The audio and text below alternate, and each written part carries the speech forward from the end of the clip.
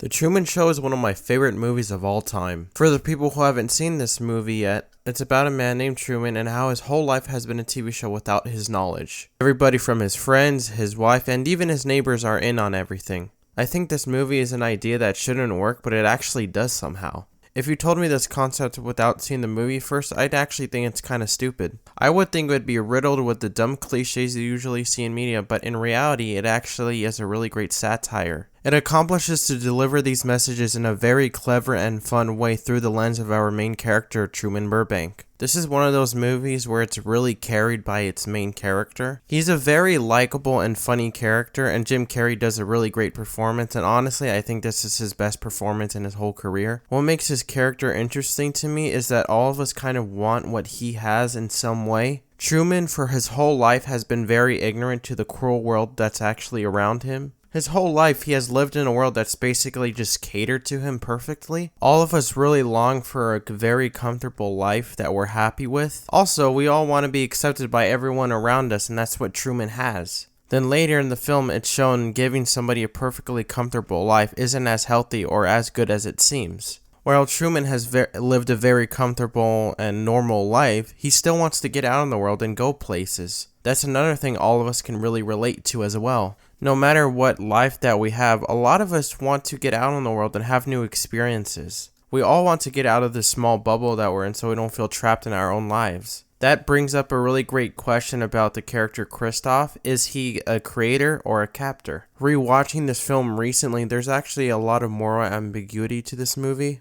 It's more pertaining to Kristoff and what he's doing to Truman or what he's doing for him. Is he doing something good when he's giving him basically a really happy life that basically caters to his every need? Or is he just merely using him as a puppet to get viewers and money? I think my favorite scene in the movie is the interview between the love interest that was earlier in the film and Kristoff. It's a scene where they argue if what he is doing is right or wrong.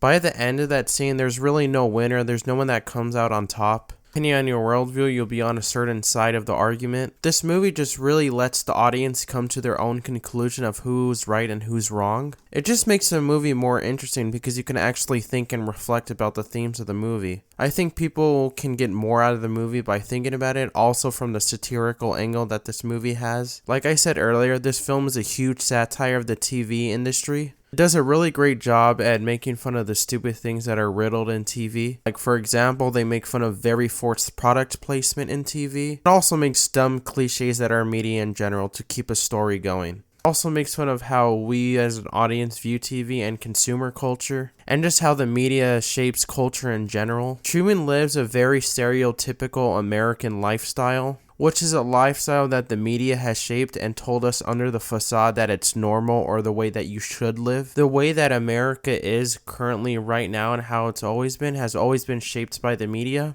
I think if any other director made this movie, it would be shot in a really bland and uncreative way. The movie has some very interesting cinematography and a really great and unique sense of style. This movie shot actually makes it feel like there's actually 5,000 hidden cameras around this dome. This movie makes you feel like you're a voyeur watching these events without anyone knowing. It makes you feel like you're an audience member into someone else's life. The cinematography in this movie overall just makes the film a lot more interesting. Just how things are framed and shot just makes it a really great immersive experience for the audience. This movie is just so well done on a technical level, and it still really holds up today compared to the standards we have now. I think especially the soundtrack really helps with the experience of this movie. This is one of my favorite movie soundtracks of all time. It really elevates every scene to make it feel more grand and emotional. Music in this movie isn't just there to manipulate the audience or make the audience feel an emotion that doesn't feel earned.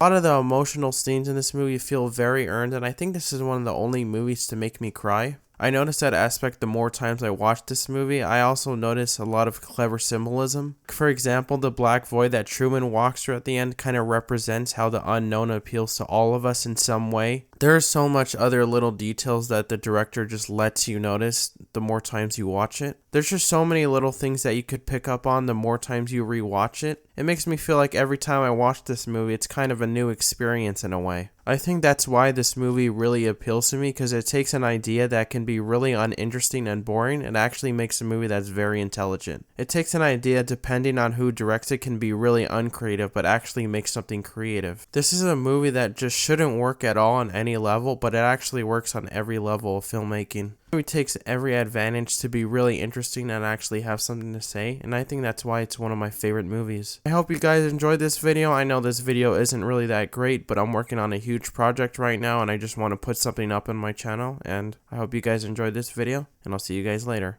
I've been so alone ever since I left the tribe. That's just how it goes, guess I like the lonely vibe. But they'll never know, cause I'm always on my grind. And I live a lonely life and I'm never getting stressed, cause I gotta stay